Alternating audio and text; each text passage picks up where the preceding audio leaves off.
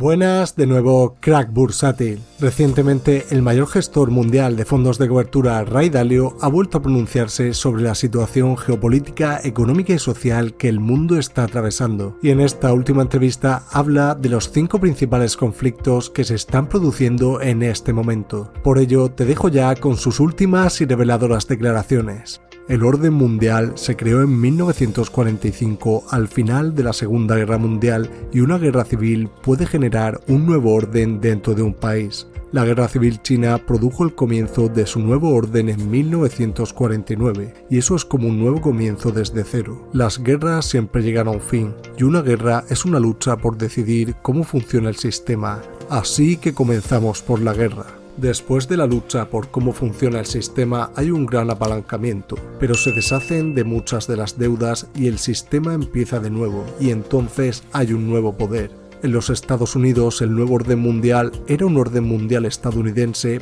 porque Estados Unidos ganó la Segunda Guerra Mundial y tenía el 80% del oro del mundo. El oro era el dinero. Tenía el poder militar dominante, tenía armas nucleares y por eso comenzamos el orden mundial estadounidense. Ellos dividieron el mundo, aquí están las fronteras, este país obtiene este terreno y aquel país obtiene otro terreno y así sucesivamente. Y por cierto, esto ha sucedido repetidamente a lo largo de la historia y en este punto comienzan con esas nuevas reglas del juego. Entras en un periodo de paz y prosperidad, porque nadie quiere luchar contra el poder dominante. El poder dominante ya ganó y hay un cambio en la psicología con el que realmente estás lidiando, porque muy a menudo estas cosas suceden, tardan una generación o más en suceder. Toda la vida las personas que entran en la guerra lo hacen con audacia, pero todos los que entran en la guerra y salen de ella desearían no haber pasado nunca por la guerra, porque es terrorífico, pero salen y la guerra ha terminado. Quieren paz, quieren productividad, quieren tranquilidad y eso es un gran nivelador. Menos brechas de riqueza, menos disputas, menos problemas y así sucesivamente. Esto funciona bien y se construye un periodo de paz y prosperidad que llega a ser extenso en el tiempo.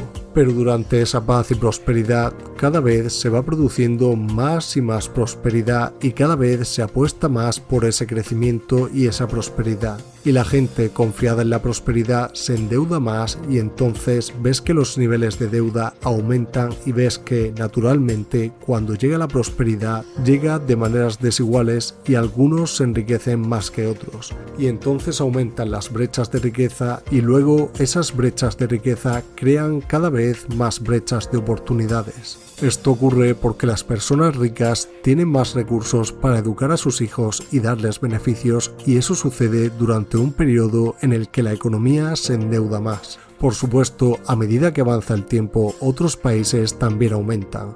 Aquellos que tal vez incluso perdieron en la guerra, como Alemania o Japón, se reconstruyen y se convierten en grandes competidores, por lo que el poder único de haber ganado la guerra se vuelve menos único ya que hay más competencia, y entonces obtienes una nueva generación de personas que tienen una mentalidad diferente. Se acostumbran a esos beneficios y se adaptan a un bienestar aparentemente inagotable, y eso los hace menos cautelosos en su comportamiento financiero y en su vida. El ingrediente clásico es que ese país que gana la guerra también posee la moneda de reserva mundial. Necesita una moneda para realizar transacciones internacionales. Es como un idioma. Necesita un idioma para realizar transacciones internacionalmente y el ganador de la guerra obtiene la moneda de reserva mundial, porque todos piensan que es la más estable y también quieren ahorrar en ella. Así que creo que hay 3 cosas, 3 grandes fuerzas a las que hay que prestar atención y cuando las ves en su ciclo entonces está claro. La primera fuerza es, ¿están ganando más de lo que están gastando? Quiero que lo vean como el país, pero el país no es más que el conjunto de las personas.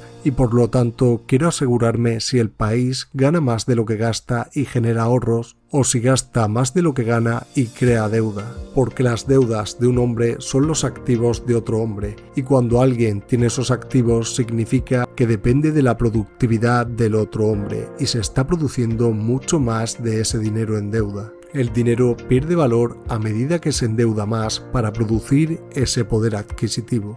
y luego eso le da a la gente malos rendimientos, produce una mayor cantidad de inflación y la gente se queda sin efectivo ni bonos, y eso produce a su vez tasas de interés crecientes mientras aumenta la inflación, y todo llega a un estado de estanflación. Así que quiero que entiendan la mecánica de eso porque es lo que está sucediendo ahora. Nosotros estamos produciendo mucha deuda, estamos gastando mucho más de lo que estamos ganando y como resultado están imprimiendo mucho dinero y la impresión de mucho dinero crea mucha inflación y con esa inflación el efectivo se convierte en basura. Esta es la primera de esas tres grandes fuerzas. La segunda fuerza es la del conflicto interno. El país debería operar coherentemente en una misión común y si se mueve en la dirección correcta, el sistema funcionaría. Porque la historia muestra que cuando las causas individuales detrás de las personas son más importantes para ellos que el sistema porque no piensan de forma colectiva, el sistema en ese momento se encuentra en peligro. Y esa es una situación de riesgo porque produce desorden y porque puede producir una forma de guerra civil.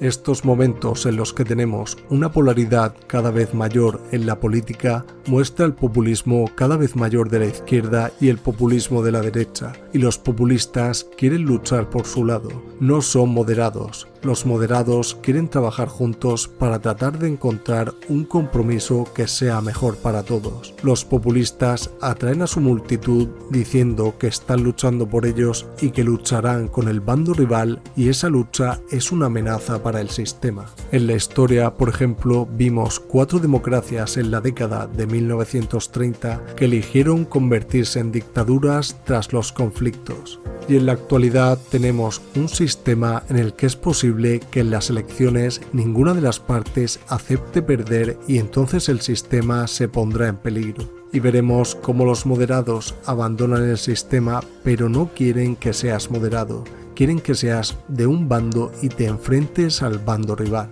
Esto se vio en la Revolución Francesa. Hubo moderados en la primera parte que reconocieron que había problemas y querían trabajar juntos, pero la polaridad entre bandos acabó en conflicto. Lo mismo ocurrió en la Revolución Rusa, en la Revolución China y en la Revolución Cubana. La polaridad se hace más y más grande a medida que hay una mayor intensidad para luchar. Esa es la segunda fuerza.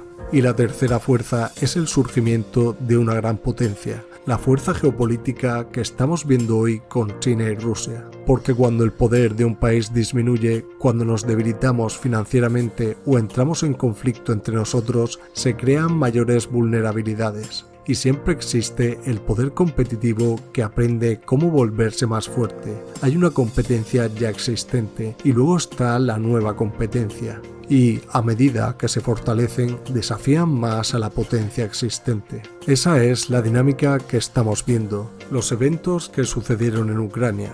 Y eso está trayendo todo este desarrollo a nivel internacional a un ritmo más rápido. Los desarrollos en Ucrania tal vez deberían ponerse en perspectiva.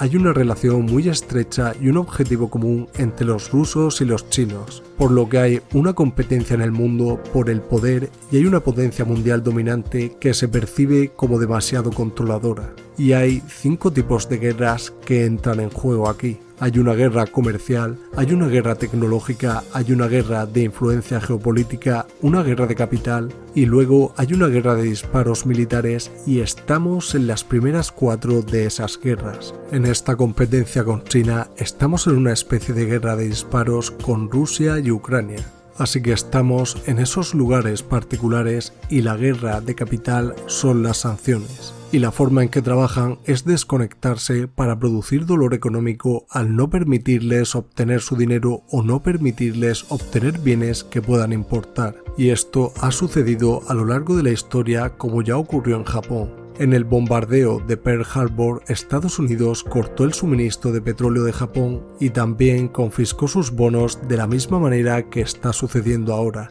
y los arrinconó y eso les llevó a una guerra militar. Así que ahí es donde estamos ahora, y eso también es arriesgado porque amenazan el valor del dólar, porque ahora mismo la deuda son dólares, cualquier moneda la tenemos en forma de deuda. El papel moneda carece de valor porque hay una inflación en aumento y porque hay mucha impresión de dinero, y porque también hay un mayor temor en varios países de que ellos también podrían ser sancionados. Hay una venta de dólares denominados deuda, por lo que estamos viendo que el mercado de bonos está bajando, y entonces existe esa dinámica que está ocurriendo. Las guerras de capital son las que se aceleran inmediatamente antes de las guerras militares. Por lo general, las arcas están vacías, están imprimiendo una gran cantidad de dinero y luego están tratando de usar la economía como arma. Así que ahora estamos en esa parte del ciclo. Con todo esto en consideración, tenemos que observar cómo se desarrollan estos acontecimientos. Estaremos atentos a si Putin y Rusia ganan o pierden.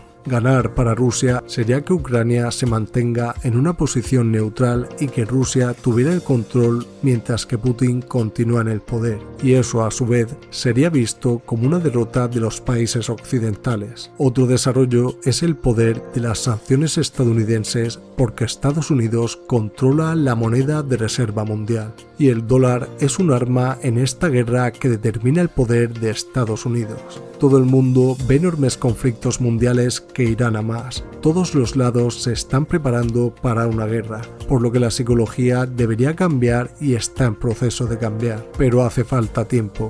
En este momento las personas deben pensar en términos de poder adquisitivo y no en la cantidad de dólares que tienen. Lo peor es estar en efectivo. Como ya dije, el efectivo es basura y deberías tener una cartera diversificada de activos con un sesgo hacia los activos protegidos contra la inflación. Y te recomendaría diversificar en distintos países en términos de inversión según los criterios que acabo de mencionar. Y estas fueron las declaraciones más destacadas de Ray Dalio. Por último, mira este vídeo para saber más y suscríbete si quieres seguir aprendiendo cómo funciona realmente el mundo económico. Crack Bursátil.